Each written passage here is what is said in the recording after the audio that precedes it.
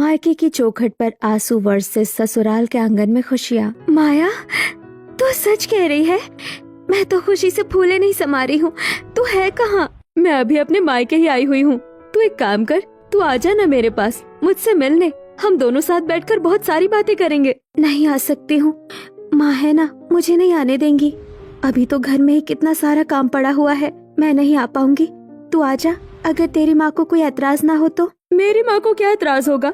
ठीक है, मैं आती हूँ। माया ने ऐसे बोलकर फोन रख दिया और वो अपनी सहेली राखी के घर आने को निकल गई। वहीं दूसरी तरफ राखी थी जो अपने घर में सफाई कर रही थी। अभी राखी ने फोन रखा ही था कि तभी पीछे से उसकी बहन आ गई। किससे बात कर रही थी? मोना, छोड़ मुझे, मुझे दर्द हो रहा है। क्यों छोड़? किससे पूछकर तू काम के वक्त अपने इस टुनटुने को लेकर बात कर रही है? तुझे पता नहीं है कि मुझे तेरा फोन वोन पर बात करना जरा भी पसंद नहीं है। काम के वक्त बस काम होना चाहिए। गंगा ने राखी को ऐसे बोलकर जोरदार थप्पड़ मार दिया। वो थप्पड़ इतना ज्यादा जोरदार था कि राखी बेचारी जमीन पर ही गिर गई और उसकी आंखें भी भर आईं। उसकी बहन और माँ उसे देखकर बस हंस रही थी। राखी के साथ घर में उसके साथ ऐसे ही सुलूक होता था। उसकी बहन और माँ उससे इसी तरह पेश आती थीं, क्योंकि वो उसकी सौतेली माँ और बहन थीं। राखी की माँ बचपन में ही गुजर गई थी और उसका बाप शहर के बाहर काम किया करता था, जिसकी वजह से राखी का बचपन और जवानी उसकी सौतेली माँ के साथ ही गुजरी और वो उसके साथ जरा भी अच्छा सुलूक नहीं करती थी। जब गंगा का दिल करता था तो वो उसे मारती पीटती थी और ऐसे ही सिलसिला चल रहा था। राखी अपने ही घर में बड़ी डरी सहमी सी रहती थी। ऐसे ही आज भी उसे उसकी सौतेली माँ और बहन ने तंग किया, जिसके बाद बेचारी राखी को रोना आ गया। मैं नहीं करूँगी, अब कभी किसी से बात नहीं करूँगी, कभी फोन को हाथ में भी नहीं लूंगी। राखी बहुत ज्यादा डर गई थी। अभी वो ऐसे बोल ही रही थी कि तभी पीछे से आकर उसे किसी ने पकड़ लिया। नहीं नहीं नहीं। अरे अरे, क्या हो गया है? रिलैक्स, ये तो बस मैं हूँ माया। शांत हो जा, डरने की जरूरत नहीं है। माया की बात को सुनकर राखी कुछ शांत सी हुई, जिसके बाद माया ने उसे समझाया और वो दोनों कमरे में जाकर बातें करने लगी। माया को अंदाजा भी नहीं था कि कामों को छोड़कर राखी का ऐसे उससे बात करना राखी की सेहत के लिए कितना ज्यादा खराब हो सकता था। लेकिन राखी माया को भी अकेला नहीं छोड़ सकती थी, इसीलिए वो उसे अपने कमरे में ले आई। तेरा कमरा तो बड़ा गरीब सा लग रहा है, जैसे तेरा पूरा घर काफी सही है, लेकिन कमरा इतना। हाँ, वो बस मुझे ऐसे ही अच्छा लगता है। अच्छा चल वो छोड़, अब तू मेरी बात सुन। यार तू जानती नहीं है कि मैं बहुत ही ज्यादा खुश हूँ। खुश होने वाली बात भी है, अभी तेरी शादी को बस 1 ही महीना हुआ है और तू प्रेग्नेंट है। सही कहा। पता है, जब मुझे ये खबर लगी थी ना, तब मैं बहुत ही ज्यादा खुश हो गई थी। मैं तो रोने लगी थी। ये देख, मैंने अपना टेस्ट रिपोर्ट भी संभाल कर रखा हुआ है। माया राखी को अपनी प्रेगनेंसी की रिपोर्ट दिखाने लगी, जिसके बाद माया ने उसे राखी के बेड पर ही टिका दिया और कुछ देर ऐसे ही बात करके माया राखी के घर से चली गई।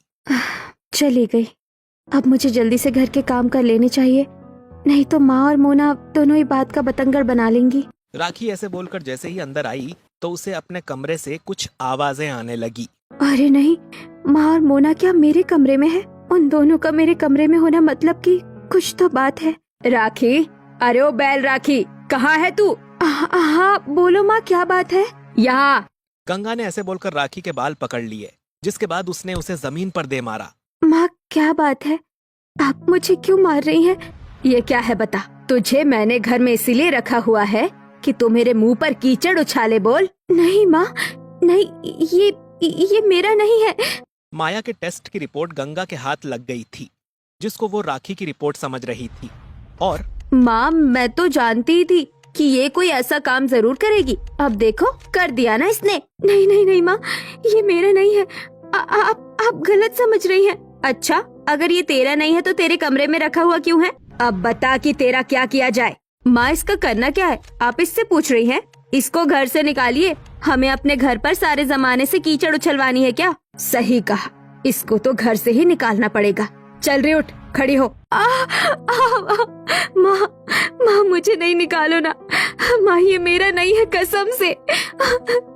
ये ले, अब तो सच बोलेगी या अभी भी नहीं बोलेगी? माँ मैं सच बोल रही हूँ, मुझे घर से नहीं निकालो। राखी बेचारी खूब रोई और कराही, लेकिन उसकी माँ और बहन को ना उसकी बात पर भरोसा आया और ना ही उसके ऊपर किसी को तरस भी आया। दोनों माँ बेटी ने राखी को खूब ही मारा और फिर राखी को उन दोनों ने हाथ पकड़कर घर से निकाल दिया। नहीं नहीं माँ, ऐसा नहीं करो। आप मुझे अगर घर से निकाल दोगी तो मैं कहाँ जाऊंगी? कहीं भी जा, हमें कोई फर्क नहीं पड़ता है, समझी? जा दफा हो जा यहाँ से और आइंदा इस घर के आगे मुझे दिखाई नहीं दे जाना। मैंने सच्ची कुछ गलत नहीं किया है, ये रिपोर्ट मेरी नहीं है। माँ, मोना। राखी ने अपनी माँ और बहन को बहुत ही ज्यादा समझाने की कोशिश की, लेकिन उन दोनों ने ही उसकी एक नहीं सुनी और उन्होंने उसे घर से निकालकर उसके मुंह पर ही दरवाजा बंद कर दिया। माँ, मोना खोल दो ना दरवाजा। मेरा यकीन करो मैं गलत नहीं हूँ, खोल दो दरवाजा। मैं कहाँ जाऊंगी? जाकर कहीं डूब मर, लेकिन यहाँ आने की जरूरत नहीं है। जा, गई नहीं है अभी तक। मोना और गंगा ने राखी पर जरा भी रहम नहीं किया और फिर राखी अपने घर के आगे से हिम्मत हार कर आ गई। वो बस सड़क पर टूटी सी चल रही थी। उसकी आंखों में आंसुओं का सैलाब था और दिल में दर्द। ऐसे ही राखी अभी चल ही रही थी कि तभी उसके पास दो लड़के आए।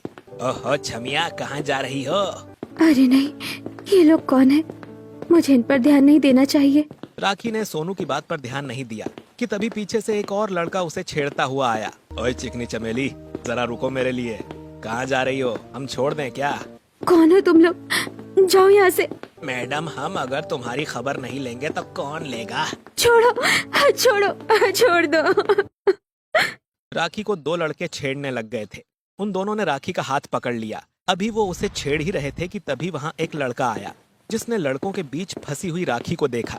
ए, कौन हो तुम लोग? तुम्हारे साले हैं। क्या है? क्या है? कौन है तू? सालों का जीजा। इस लड़की को छोड़ दो। तू है कौन जो हमें ये बता रहा है कि हमें इसको छोड़ना है या पकड़ना है? तुम जैसे लड़कों की वजह से ही पूरी मर्द जात बर्बाद है। छोड़ो वरना। क्या वरना? पहले तुझे ही देखते हैं। अरे नहीं, ये क्या हो रहा है? राखी की आंखों के सामने ही हिमेश ने उन गुंडों से फाइट की, जिसमें हिमेश ने उन दोनों को ही अच्छे से धो डाला। पिटने के बाद दोनों ही वहां से भाग गए और मुझसे लड़ाई करने को आए थे। इनके जैसे तीन तीन को मैं यूं ही पिचका दूं। जिम में क्या मैं 100 किलो वजन यूं ही उठाता हूँ? आए बड़े। ये क्या हो गया? मुझे चले जाना चाहिए।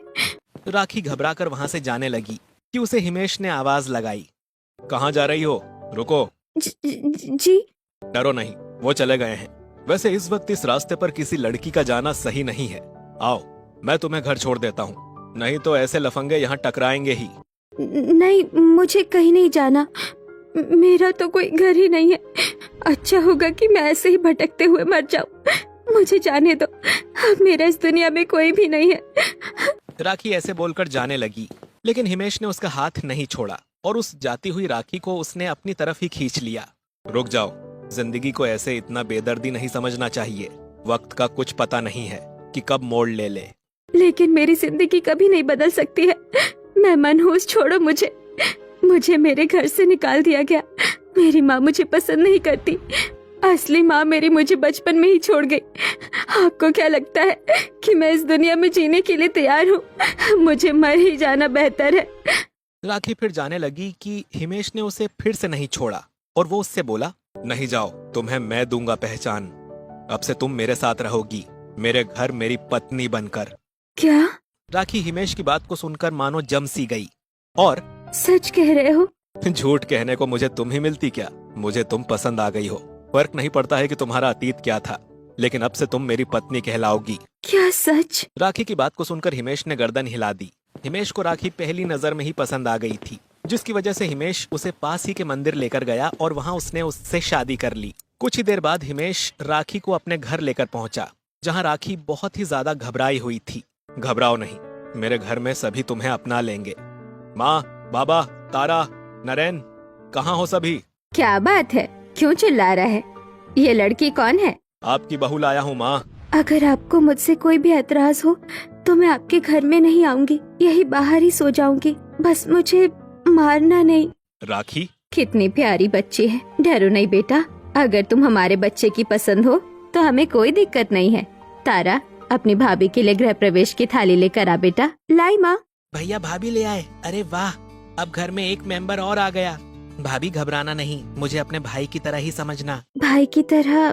भाई कैसे होते हैं? बेटा आजा, तेरी आरती हो गई है तो अब तू कलश को गिराते हुए घर के अंदर आजा। सुष्मिता ने प्यार से अपनी बहू का गृह प्रवेश करवाया। राखी के साथ हिमेश के घर के सभी सदस्य बहुत ही अच्छे से बर्ताव कर रहे थे, जैसे कि मानो वो राखी को पहले से जानते हैं। राखी को भी उनका ये बर्ताव काफी अच्छा लगा और वो घर के अंदर आ गई। बेटा, अब से ये तेरा भी घर है। हमारे बेटे ने तुझे चुना है तो हम तुझ पर विश्वास करते हैं, लेकिन तू कभी इस भरोसे को तोड़ना मत बेटा। हमारे बेटे की पसंद है, अच्छी होगी। अच्छा बहू, अब काफी रात हो गई है, तू जा और जाकर सो जा। सुष्मिता की बात को सुनकर हिमेश राखी को कमरे में ले गया, जहां राखी को काफी थकान हो रही थी। तो वहां जाते ही वो सो गई। राखी के सो जाने के बाद हिमेश नीचे अपने परिवार के पास आ गया और राखी के बारे में बताने लगा। बेचारी बच्ची, पता नहीं कहाँ से लाती है माया सा कलेजा, जो अपनी बच्चियों को घर से बाहर निकाल कर खड़ा कर देती है। इस बच्ची पर पता नहीं क्या गुजर रही होगी। तूने अच्छा किया हिमेश, जो तू इसे यहाँ ले आया, अपनी पत्नी बनाकर ही सही। हाँ माँ, मुझे राखी की आंखों में सच्चाई नजर आई, तो बस मैंने इसे अपना बनाने का सोच लिया। वैसे अब तो वो सो गई है, सुबह तक देखना ठीक ही उठेगी। एक तरफ हिमेश ऐसे बोल रहा था तो वहीं दूसरी तरफ नहीं। राखी सोते सोते बेचैन हो रही थी, जैसे कि वो बेचारी अपने अतीत के घावों को महसूस कर रही हो। मैं तो थक गई। घर गंदा पड़ा हुआ है और महारानी यहाँ पर आराम फरमा रही है। तुझसे किसने कहा था कि तू यहाँ महारानियों की तरह बैठ जा? बोल। मोना, मुझे बहुत ज्यादा थकान हो रही है। अब तो हाथ भी नहीं चल रहे हैं। ऐसा लग रहा है कि जैसे मेरे शरीर में ही जान नहीं है। ओ, जान नहीं है? ठीक है, अभी जान आ जाएगी। माँ, माँ, जरा यहाँ तो आना। देखो, इसके अंदर जान नहीं है। इसके अंदर जरा जान ले आओ। इसने तो ऐसे ही मरे हुए गीदड़ की तरह खुद को दिखा दिखा कर मेरा खून खौलाया हुआ है। चल खड़ी हो, चल, अब मैं तुझसे ही सफाई करूंगी। गंगा ने ऐसे बोलकर राखी को बाल पकड़कर लेटाया और उसने उसके चेहरे पर अपना पांव रख दिया। राखी गंगा के इस बर्ताव से बहुत ही ज्यादा घबरा गई और माँ, माँ नहीं माँ, मुझे माफ कर दो। मैं अभी सारा काम करती हूँ। माँ, नहीं नहीं नहीं, माँ। राखी सपना देखकर बहुत ही तेज उठी और रोने लगी। उसकी आवाज को सुनकर सभी उसके कमरे में आ गए और भाभी, भाभी, क्या बात है? बहू, क्या हुआ? मुझे मत मारो, मत मारो। कोई नहीं मार रहा, कोई नहीं मार रहा। राखी, शांत हो जाओ। अब तुम मेरे पास हो, कोई तुम्हारा कुछ नहीं बिगाड़ सकता। शांत, शांत, एकदम शांत। हिमेश से लिपटने के बाद राखी को कुछ होश आया और उसने रोना बंद किया, जिसके बाद क्या हो गया था बहू? कुछ डरावना देख लिया था क्या तूने? हाँ माँ जी। बहू, तू तो सपना देखकर ऐसे डर गई जैसे हमारा हिमेश घबराकर बचपन में रोता था। बहू, तेरा जो भी अतीत है, अब तू उसे भूल जा, क्योंकि अब हम तेरा आज है और हमारे साथ तू हमेशा खुश ही रहेगी। हिमेश, तूने बहू को कुछ खिलाया पिलाया था या मेरी बहू को ऐसे ही भूखा छोड़ा हुआ है? नहीं माँ, राखी से मैंने पूछा था, लेकिन राखी ने खाने से मना कर दिया। भाभी, खाना खाए बगैर सोना नहीं चाहिए, नहीं तो माँ बोलती है पेट में शैतान सोने नहीं देता है। तारा, अपनी भाभी के लिए एक थाली बना कर ला। ठीक है माँ। तारा अपनी भाभी के लिए एक खाने की थाली बनाकर लाई, जिसके बाद सुष्मिता राखी को अपने हाथों से खाना खिलाने को बैठी। बहू, जल्दी से मुंह खोल। देख, भूखे रहते हैं ना तो दुख दर्द ज्यादा लगते हैं। चल मुंह खोल, भाभी खा लो। राखी ने सुष्मिता के बोलने पर मुंह खोला, जिसके बाद सुष्मिता ने राखी को खाना खिलवाया और चल, अब बहू तू आराम से सो जा। अब कुछ भी गलत नहीं सोचना। हाँ, हम सब यहाँ तुझे सताने वाले नहीं हैं, तेरी फिक्र करने वाले हैं। चल, अब तू सो जा। सुष्मिता की बात को सुनकर राखी लेट गई। हिमेश भी उसके साइड में ही लेटा था, जिसके बाद कुछ ही देर में राखी को नींद आ गई और वो गहरी नींद में सो गई। ऐसे ही अगली सुबह राखी की घबराकर जल्दी ही आंख खुल गई। क्या बज रहा है? अच्छा है कि मैं उठने में लेट नहीं हुई। अभी तो बस 6 ही बजे हैं, जल्दी से उठ जाती हूँ। राखी ऐसे बोलकर जल्दी से उठ गई और उसने सुबह 6 बजे से ही घर की साफ सफाई करना शुरू कर दिया। अभी तो बस 6:40 ही हुए हैं। जल्दी जल्दी से सफाई करके मैं सभी को नाश्ता बनाकर दे दूंगी और उसके बाद मुझसे कोई कुछ नहीं कहेगा। राखी घबराकर ही साफ सफाई कर रही थी। उसने 1 घंटे में सफाई कर दी और सफाई करने के बाद वो नाश्ता बनाने चली गई। कुछ ही देर के बाद जब नरेन उठता है, अरे भाभी, आप रसोई में? मैं 6 बजे से जागी हुई हूँ। मैंने सफाई भी कर दी है, खाना भी बना दिया है। अरे भाभी, मुझसे नहीं डरिए, मैं आपकी सास थोड़ी हूँ। राखी, तुम क्या कर रही हो? आपका नाश्ता बना रही थी। मैं जाकर कोई और काम देखती हूँ। राखी ऐसे बोलकर बाकी कामों को करने चली गई। दोनों भाई देख पा रहे थे कि राखी अभी भी अपने मायके वाले सदमे से उबरी नहीं है, लेकिन वो कुछ नहीं बोले। कुछ ही देर के बाद सभी जाग गए और दोनों भाई अपने ऑफिस को चले गए। राखी भी रसोई में नाश्ते के बाद के बर्तन धो रही थी कि तभी उसके पास तारा आई। भाभी, बाहर कोई लड़का आया है, आपका नाम ले रहा है। क्या कहा? मेरा नाम ले रहा है? तारा की बात को सुनकर राखी के दिमाग में उसके मायके का फिर से एक भयानक मंजर गुजरा। अरे ओ, बाहर कोई लड़का है, तेरा नाम ले रहा है, क्या माजरा है? कौन लड़का है?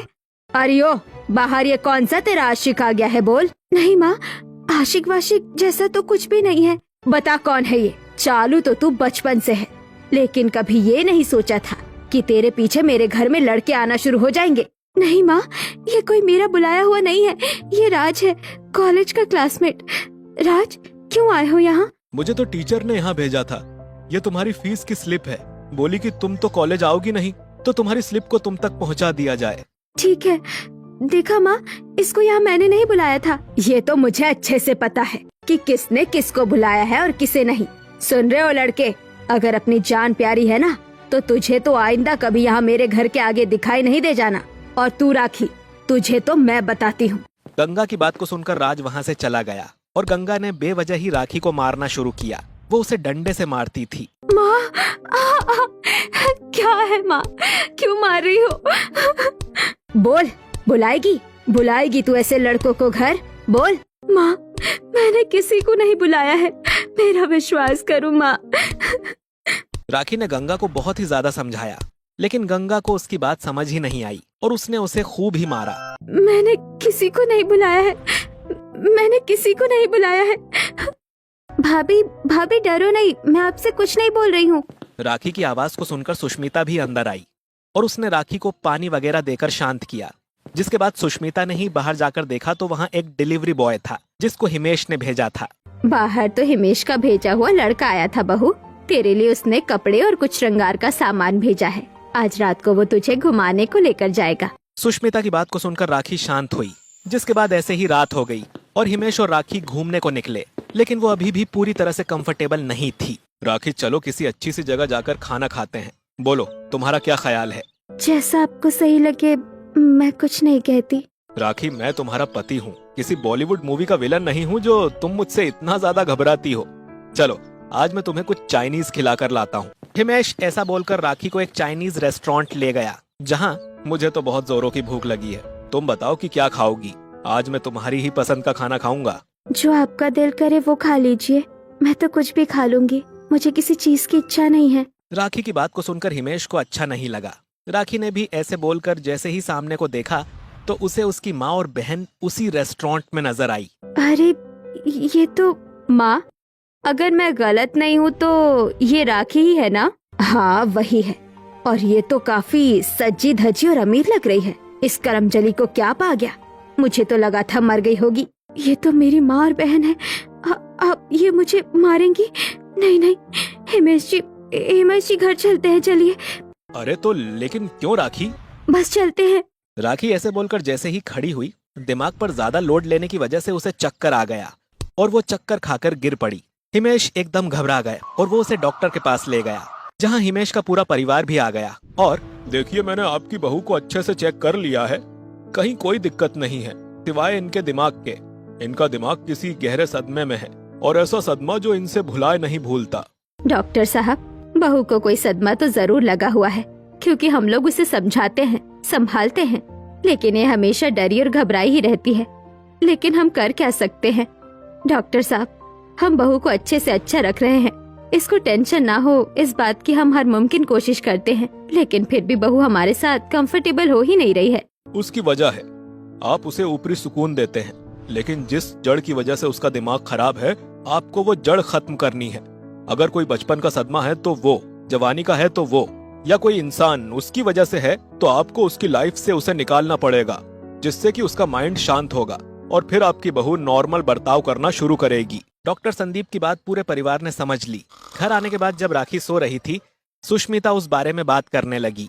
बहू की इस दिमागी परेशानी की दिक्कत मुझे लगता है कि उसके मायके से है। हम नहीं जानते कि उसकी माँ कैसी है, कैसी नहीं है और उसके साथ क्या हुआ है। हिमेश को वैसे भी वो भटकती हुई मिली थी और जैसी बहू बातें करती है कि मैं सब कर दूंगी, मुझसे कुछ नहीं बोलना, उसे लगता है कि किसी ने बहू को बहुत ही ज्यादा सताया है। हो ना हो, इसकी वजह उसका मायका ही है। हम कल ही बहू के मायके की तरफ किसी के घर चलेंगे, कम से कम हमें थोड़ी तो जानकारी मिल ही जाएगी। सुष्मिता की बात पर पूरा परिवार राजी हो गया। अगले दिन तारा को राखी के साथ छोड़कर सुष्मिता और हिमेश दोनों राखी के मायके की तरफ को गए, जहां राखी के घर के पड़ोस वाले घर में एक औरत थी। सुष्मिता ने उसी के पास जाना बेहतर समझा। नमस्ते जी। नमस्ते, आप कौन? मैं राखी की सास हूँ। यहाँ आपकी पड़ोस में रहती थी ना एक बच्ची राखी, उसी की सास हूँ मैं। अगर आपको ऐतराज ना हो तो क्या हम 2 मिनट को बात कर सकते हैं? अनुराधा सुष्मिता को अपने साथ ले गई, जहां वो आपस में बात करने लगी। राखी तो बड़ी ही शांत सी और अच्छी बच्ची थी, लेकिन उसकी माँ गंगा उसकी सगी माँ नहीं है, जिसकी वजह से गंगा बहन ने कभी राखी को प्यार से नहीं रखा, कभी उसे डंडों से मारा तो कभी किसी और चीज से। बेचारी को अभी तो घर से भी निकाल दिया था। वजह सामने ये आई कि राखी गर्भवती थी, वो भी बिना ब्याहे, तो उसे निकाला। बेचारी बच्ची, पता नहीं ये बात सच्ची भी थी कि नहीं, लेकिन इसका तो यहाँ कोई था ही नहीं। बाप था तो वो काम के सिलसिले में हमेशा बाहर, बस साल के 1-2 मौके पर आना, तो इतने में बेटी को वो क्या ही देखते। झूठ है ये, सरासर झूठ है। मेरी पत्नी को मैं जानता हूँ, अभी उसका फुल बॉडी चेकअप हुआ है और राखी को कोई बच्चा नहीं होने वाला है। माँ, मैं समझ गया, राखी की इस दिमागी हालत की जिम्मेदार उसकी माँ ही है और अब उन्हें हमें सबक सिखाना ही पड़ेगा।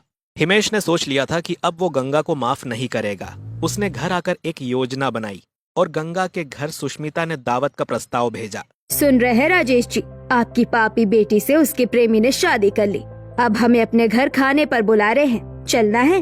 चाहे कैसी भी थी, बेटी थी मेरी, मैं जाऊंगा। किशन की बात को सुनकर गंगा मन ही मन खुश हो गई।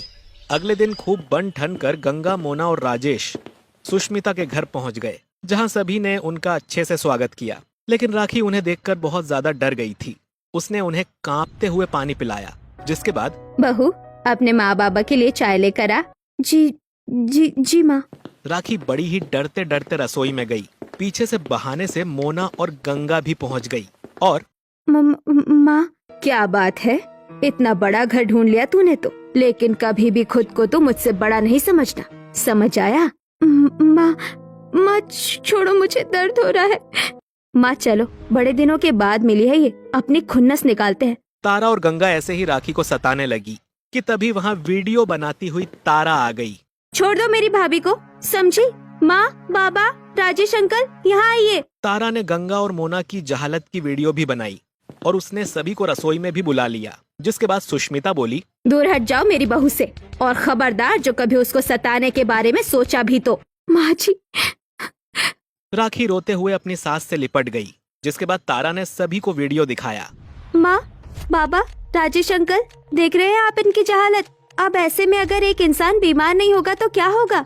गंगा, मेरे पीछे तुम मेरी फूल सी बच्ची से इस तरह से बर्ताव करती थी, और तू भी मोना। वो राजेश जी, वो बस कुछ भी बात बनाने की जरूरत नहीं है बहना, समझ आया? हम अच्छे से जानते हैं कि तू मेरी बहू के साथ कैसा बर्ताव करती थी। बात बात पर उसे डंडों से मारना, पीटना, और क्या इल्जाम लगाया था तुमने हमारी बहू के ऊपर कि वो गर्भवती है। राजेश जी, हमने आपकी बच्ची का कल ही पूरा बॉडी का चेकअप करवाया कि ये इतनी कमजोर क्यों हो रही है, तो पता चला कि इसके दिमाग में परेशानी है, बाकी गर्भवती जैसा कुछ नहीं है। अब आप अपनी पत्नी से सवाल कीजिए कि ये एक मासूम बच्ची को ऐसे क्यों सताती थी। बताओ, है कोई जवाब तुम्हारे पास? अरे माँ तो चाहे सगी हो या सौतेली, थोड़ी ममता तो उसमें होती ही है। तुमने तो इसे मरने को सड़क पर छोड़ दिया था। सुष्मिता की बात को सुनकर दोनों माँ बेटी की गर्दन शर्म से नीचे झुक गई। अब उन दोनों को समझ नहीं आ रहा था कि वो क्या बोले। वो दोनों बस मुंह झुकाकर खड़ी हुई थीं कि तभी, क्यों किया तुमने ऐसा? बोलो क्यों किया? अरे अपने नहीं तो मेरे बारे में ही सोच लेती। इस बच्ची की मरी हुई माँ को मैं परलोक जाकर क्या मुंह दिखाऊंगा? हाँ देखो भाई साहब, यहाँ हमें आपको बुलाने का मकसद ही ये था कि आपको सच्चाई का पता चले। आपकी बच्ची बेकसूर है और हम चाहते हैं कि राखी जल्दी से जल्दी इस सदमे से उबरे। उसके लिए जरूरी है कि उसके मन की पिछली बातें साफ हो जाएं। हाँ, और इसीलिए अभी से ही गंगा बहन और तुम तुम्हारे जैसी बहन तो भगवान दुश्मन को भी ना दे। तुम दोनों का ही अब से मेरी बहू से कोई मतलब वास्ता नहीं है, समझ आया? तुम दोनों मेरी बहू की कुछ नहीं लगती। जाओ, अब दफा हो जाओ। सुष्मिता के बोलने पर राजेश उन दोनों को अपने साथ ले गया, जिसके बाद राखी खूब रोई। किसी ने राखी को रोने से नहीं रोका, और जब उसका मन हल्का हो गया तो घर वालों ने उसे समझाया। अब गंगा से उसका सब खत्म हो जाने के बाद राखी का दिमाग कम परेशान था। धीरे धीरे वो ठीक हो गई और सभी खुशी खुशी रहने लगे।